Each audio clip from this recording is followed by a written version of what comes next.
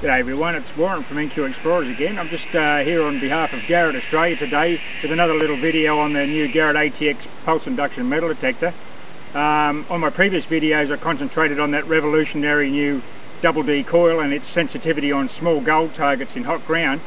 Today I'm going to use a coil that will be of great interest to Australian prospectors, and that's the 20-inch Monoloop coil. It's actually an elliptical mono with truncated ends, and it's about 15 inches across, so nominally it's a 20-inch mono coil. We'll do a few demo videos and a couple of the little differences that you find with this mono on the machine, and then I'll bury a couple of targets and we'll see how it responds to those. So thanks for watching, and we'll have a look at this big mono coil today. Okay, first thing first, the coil change. Anyone who's been in the armed forces will know what digger proof means. This thing is built for armed services, so it is absolutely robust. It's all composite material, it won't even scratch.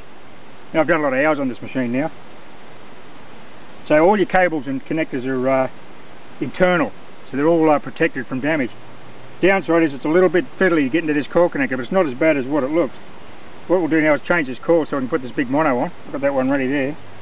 So it's just a matter of folding it up, unlocking this cam, and then you can pull out the main shaft, which reveals the cable connector in there. Now, how do you get to that, you ask me? Easiest way, you can do it without taking the arm cuff off, but I'll take the arm cuff off. Wait, you open one of the battery covers, unlock the arm cuff, and it comes straight off. Now you have full access to the coil connector. So it's just a matter of unscrewing that, and it just unplugs. It's just the same as the AT Gold and AT Pro coil connector. In goes the big mono. Just a matter of lining up the plug, and it's a lot easier. This little doohickey here is to prevent the cable to running back down into the shaft. I mean, it's not a disaster if that happens, but that just makes it a little bit easier. It's a matter of plugging that on there, screwing it up. Quite easy.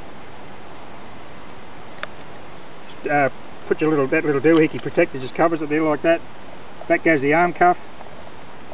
That just slides on here, and you can put that whatever length you want for your own arm. Lock that back on. Put your battery cover back on. Deploy the coil. Turn it back over again, and fold it back out. It's ready to go. Okay, well the next accessory is your Garrett sling.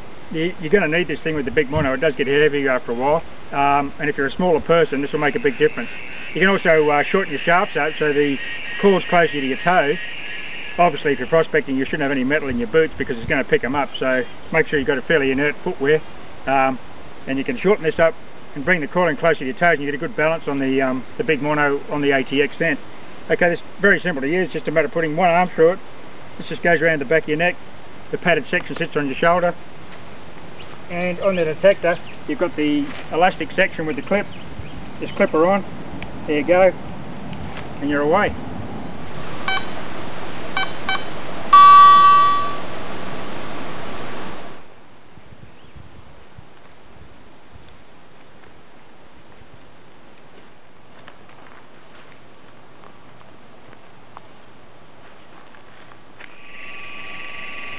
Now, when you have a Monoloop coil attached to the ATX, either the 20-inch or the 8-inch, the iron check function does not work. That only works with a double D coil.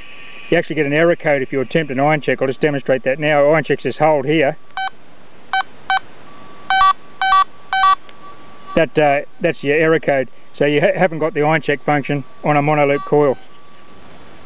Okay, I'm just going to demonstrate the target response to that big mono coil on a large object at depth, which is what you'd obviously be using that coil for. I haven't got a 10-ounce nugget on me, so this 10-ounce piece of lead will have to do. That's about just over 300 grams of lead. And I've augured this hole down to 16 inches or 400 millimeters. You can see there. And the other thing to remember, that is a mono coil, of course, and this is quite hot ground. And I can get a nice stable threshold in this ground with the mono. So in goes a lump of lead. I'll cover him in. One thing about the ATX that is really outstanding is its stable threshold. It is virtually unaffected by EMI. I've detected in around lightning storms, you don't get any interference from power lines and all that sort of thing, because you can always get a nice stable threshold. And of course that's the critical thing about when you're looking for gold, is the stability of the threshold. Even on the mono coils you get that fantastically stable threshold. On the double D, that new technology double D, it is outstanding. The threshold on that is unbelievable in all ground conditions. You can just get it to operate beautifully. Thunderstorms, ironstone, does not worry it. But here we go in fairly hot ground here with a monoloop coil. We've got that 300 grams of lead buried there at 16 inches, and we'll see if we get a target response. We're in motion mode, and we've got all the factory settings of 10 for sensitivity and 7 for threshold. Let's have a crack at this. Of course you do have the option of powering up, if you like, by increasing your sensitivity, and also by going to non-motion mode. But of course in the real world I've found, particularly in Australian goldfields, you can't run anything with a flat out sensitivity. You just the thing will be undrivable. So 10's nice. If you can operate no worries up and around the 11-12, you'll get a good stable threshold and you will find targets. So we'll just have a crack at this now. We'll see if we can hear this buried lead nugget. Well, of course, no problem at all. Listen to the target response to that. I mean, it's going to pick that nugget up at much greater depths than that, but that was just by way of demonstration. I'm going to bring the coil up here if you like.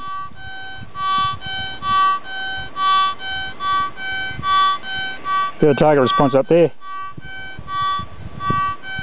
I'm now well above the ground, starting in the target. Now if you were swinging it, this is your detecting height. There's your target response on that mono. Beautiful stuff.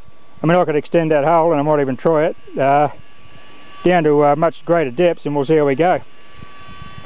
Okay, we're at half a metre now, 20 inches.